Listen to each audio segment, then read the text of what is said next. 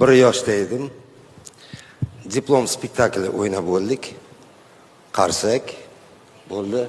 Keyin qarasam, u paytda biz uchun ko'mir Baxtiyor Ixtiyorov chiqib, shu kunni eslab qolgan Karim, shu bugundan e'tiboran sen Yosh gvardiya professional teatrining aktyorisan degan.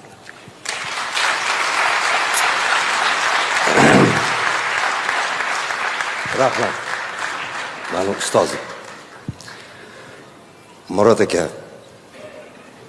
birga o'sha teatrda ishlab ko'p narsani o'rgandim. Ustozlar turibdi.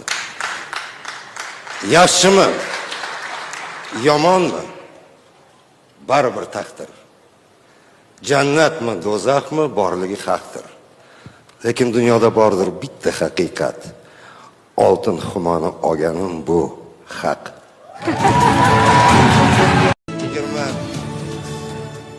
21 yoshda edim. Diplom spektakli o'ynab bo'ldik. Qarsak bo'ldi.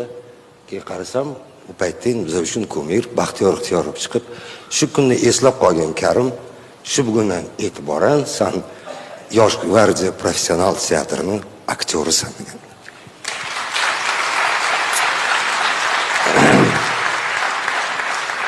Rahmat. Ma'lum ustozim. Murod aka,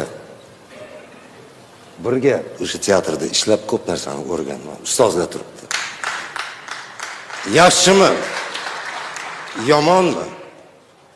Baribir taqdir. Jannatmi, do'zaxmi, borligi haqdir. Lekin dunyoda bordir bitta haqiqat. Oltin xumoni olganim bu haq.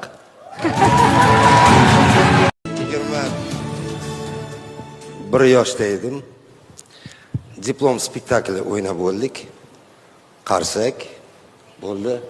Keyin qarasam, u paytda biz uchun ko'mir Baxtiyor Ixtiyorov chiqib, shu kunni eslab qolgan Karim, shu bugundan e'tiboran sen Yosh gvardiya professional teatrining aktyorisan degan.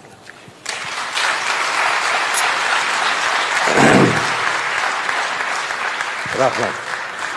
Ma'lum ustozim. Murod aka, birga o'sha teatrda ishlab ko'p narsani o'rgandim. Ustozlar turibdi. Yaxshimi, yomonmi?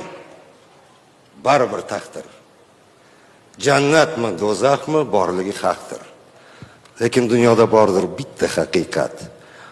Oltin xumoni olganim bu haq.